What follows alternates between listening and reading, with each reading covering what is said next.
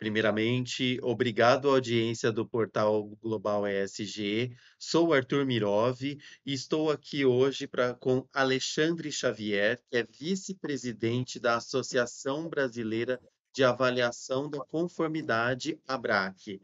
Alexandre, muito bem-vindo. E, bom, vamos começar, né? Saindo uma pesquisa sobre em torno de 94% dos investidores brasileiros desconfiam da veracidade dos relatórios ESGs emitidos pelas organizações, segundo pesquisa da consultoria da PwC. O que consiste essa descredibilidade? E eles associam muito um tema conhecido como greenwashing. O que você pode me dizer sobre esses dados, sobre o cenário atual que se passa?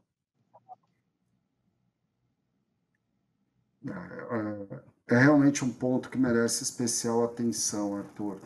E antes até de comentar diretamente sobre essa percepção, eu entendo que é uma oportunidade de destacarmos um aspecto essencial do ponto de vista de sustentabilidade dentro da lógica ESG dos tempos atuais. A questão do greenwash ela vai além do que nós entendemos como que é verdadeiro ou não. Não é uma questão apenas disso. É uma questão que envolve o aspecto de percepção do que é verdade, ou percepção do ponto de vista contrário do que é fraude. Então, você pode, como empresa, estar falando, comunicando algo que é verdadeiro, em teoria, mas se o consumidor percebe como falso ou percebe como parcialmente verdadeiro, isso pode se configurar como greenwashing. Um exemplo direto sobre isso são os rótulos de produtos. Eventualmente, você descreve no rótulo que o produto é biodegradável. Se por alguma falta de informação mais completa no rótulo, e não necessariamente por uma questão legal, às vezes é pelo que o consumidor espera ter como referência, há uma desconfiança de que aquele produto possa não ser, não ser biodegradável como ele se propõe, isso na prática pode se configurar como greenwashing. Então a preocupação vai além de ser verdadeiro. A preocupação envolve de ser claro, de ser assertivo e de mostrar de uma maneira robusta o que você expõe e demonstra para o consumidor. Uhum. Posto isso, e essa sociedade atual, com um nível de comunicação como talvez nunca tenhamos vivido, as possibilidades de acesso, de disseminação através de mídias sociais e outros canais, você junta dois pontos que podem ser explosivos para uma organização, de um ponto de vista, infelizmente, negativo. Uma informação percebida como uma potencial fraude, como uma verdade parcial, junto com uma capacidade de disseminação dessa informação gigantesca. Você coloca em risco um ponto que é, hoje em dia, um dos maiores patrimônios de grande parte das organizações, que é a sua própria marca. Certo. E segundo, né, até palavras suas que tem aqui no relatório, né, se você acrescenta que a ausência de uma norma certificável no âmbito ESG intensifica a desconfiança acerca desses relatórios. O que você poderia me dizer sobre? Sem sombra de dúvidas, Arthur. Existem várias, hoje em dia, esse é até um desafio no mundo, não apenas no Brasil, existem muitos protocolos diferentes para elaboração, divulgação, conteúdo de relatórios ESG. Isso é uma discussão atual de quais são as informações que devem ser harmonizadas, padronizadas e que podem servir como uma referência única aceita por empresas, aceita pela esfera pública, em diferentes níveis, sob o ponto de vista de como você declara, né, ou divulga essas informações. Posto isso, o A validação independente, o que é uma atribuição direta da avaliação da conformidade, organismos de certificação, organismos de inspeção, laboratórios de ensaios, acaba sendo uma necessidade praticamente natural, porque dentro desses diferentes protocolos, quem poderá efetivamente afirmar, validar que aquelas informações são reais, que aquelas informações conferem com o que é exigido por um determinado protocolo, que aquelas informações conferem com normas de referência.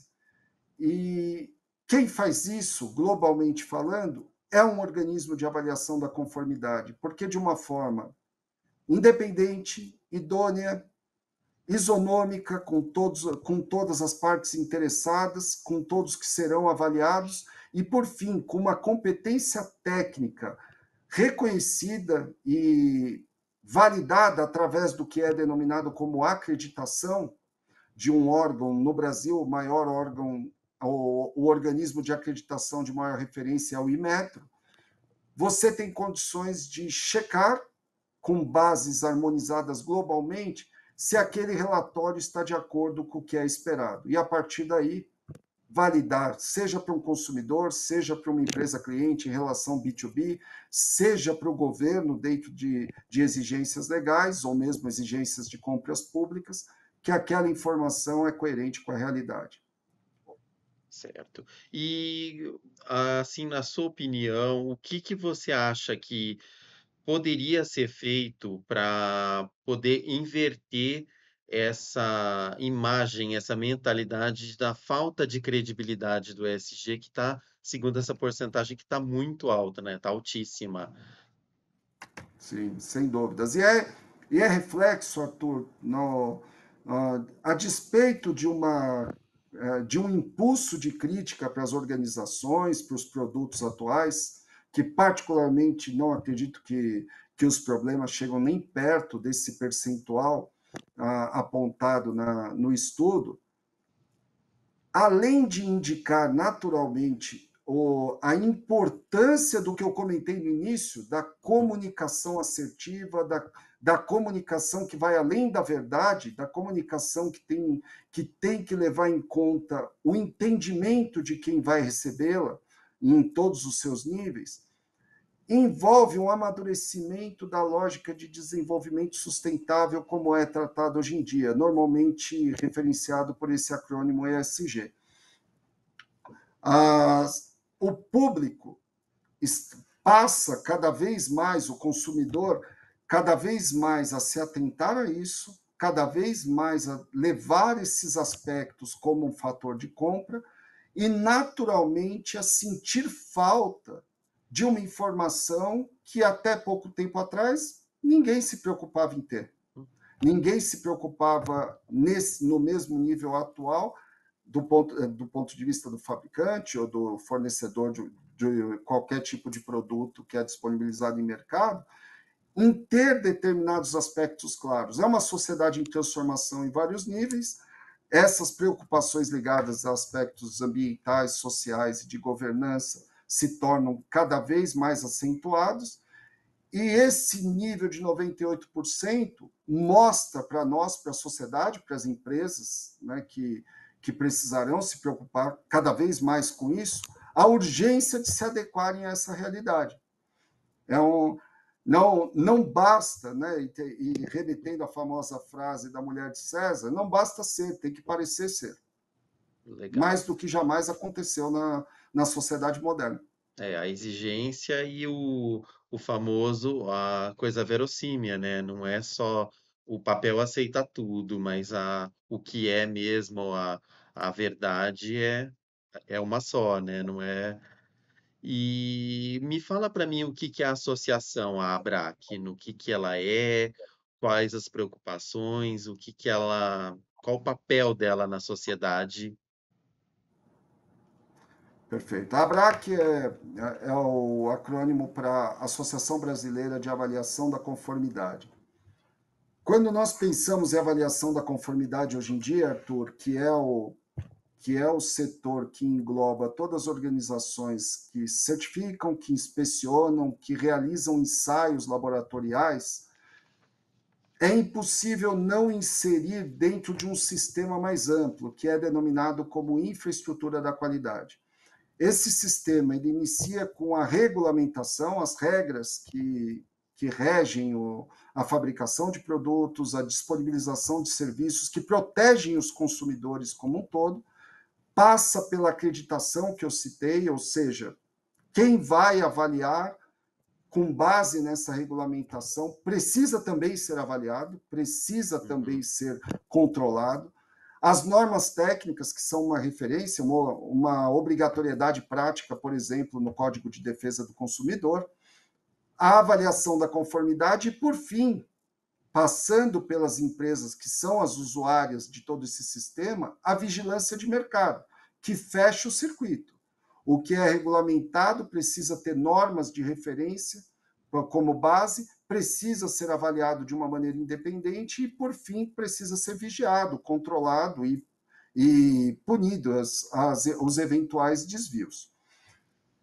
Perfeito. Dentro Bom, desse contexto, a avaliação da conformidade ela acaba sendo uma proteção para a sociedade e precisa se atualizar com as tendências do mercado. Se nós temos hoje em dia um aumento significativo de inteligência, cujo exemplo mais recorrente atualmente é a inteligência artificial, a inteligência artificial precisa ser regulamentada, precisa ser controlada, precisa ser vigiada. E isso é uma discussão mundial que a gente está acompanhando pela mídia. A sustentabilidade é a mesma coisa. A gente tem um exemplo agora do programa Mover, que é tão difundido e divulgado como uma novidade do governo, que beneficia não só o setor automotivo, mas a sociedade, traz investimentos, traz recursos para o país, e isso temos muitos anúncios. Ela será um programa absolutamente pautado na descarbonização, na busca pela emissão zero, pelo carbono isso. zero. As empresas, os projetos que serão submetidos e que terão benefícios para serem colocados em prática, terão que, naturalmente, mostrar os seus resultados em relação à redução de emissões. Quem vai validar esses resultados? Quem vai garantir que os resultados divulgados, apresentados, estão de acordo com o que foi prometido e que recursos públicos, benefícios em diferentes níveis foram propiciados para que as organizações desenvolvessem esses projetos? É a avaliação da conformidade que tem esse papel, né, de fazer essa avaliação e ser uma malha de proteção dentro desse sistema completo de infraestrutura da qualidade para a sociedade, para o consumidor, para a proteção ao meio ambiente e, por fim, para a proteção de uma concorrência leal no nosso país. Perfeito. Bom, essa foi uma entrevista, olha, riquíssima, informações muito importantes, né? Dados assim que acho que as pessoas, a audiência não pensa, né? O quanto que uma coisa, uma informação, ela pode acarretar N coisas, né? Eu estive conversando com Alexandre Xavier, vice-presidente ESG da Associação Brasileira de Avaliação de Conformidade, a ABRAC. Agradeço a audiência de vocês do portal e nós voltaremos numa nova oportunidade. Muito obrigado, Alexandre. A você, Arthur, a todo o público que nos assiste, é a oportunidade de poder compartilhar um pouquinho do nosso trabalho diário para proteger a sociedade. Muito obrigado. Imagina, obrigado.